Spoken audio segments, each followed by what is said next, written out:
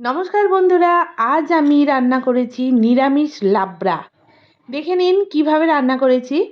প্রথমে কেটে নিয়েছি আলু, পটল, টমেটো, এঁচোড়, ফুলকপি, বেগুন, ঝিঙে, মিষ্টি কুমড়ো, মূলো, কাঁচা লঙ্কা।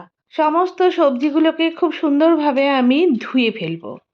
অ্যাকচুয়ালি আজকে একটু মেঘলা মেঘলা সকাল, আর তাই খিচুড়ি রান্না করেছি মুগের ডাল আর গোবিন্দভোগ চালের।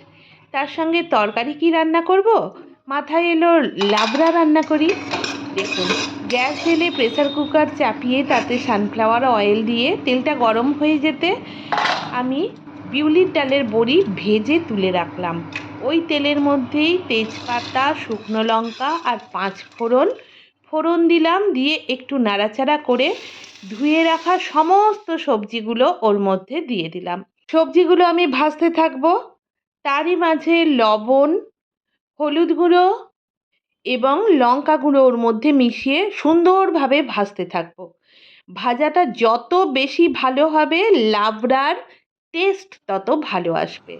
একটা মশলা তৈরি করে নিচ্ছি, জিরে আর আদা জিরের পেস্ট ওই ভাজা সবজির মধ্যে দিয়ে আমি কষতে আরম্ভ করব।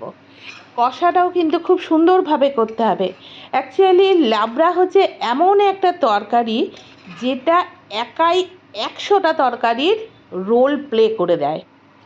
দেখুন, মশলা ধোয়া জলটা কষা কমপ্লিট হয়ে যেতে আমি সবজির মধ্যে দিয়ে প্রেসার কুকারে হাই ফ্লেমে গ্যাস দিয়ে দিলাম এবং 2টো সিটি পড়তেই গ্যাসের সুইচ অফ করে লিডটা খুলে টোটাল তরকারিটা অন্য একটা বোলের মধ্যে ট্রান্সফার করে নিলাম। এরপর ভেজে রাখা বিউলির ডালের বড়িগুলো হাতে করে স্ম্যাশ করে তরকারির ওপর হালকাভাবে ছড়িয়ে দিলাম। বাড়িতে যদি কোনোদিনও মুগের ডাল আর গোবিন্দভোগ চালের ভোগ খিচুড়ি তৈরি করেন, তার সাথে খাওয়ার জন্য ঠিক এই প্রসেসে লাবড়া তৈরি করে ফেলুন। লাঞ্চ একদম জমে যাবে।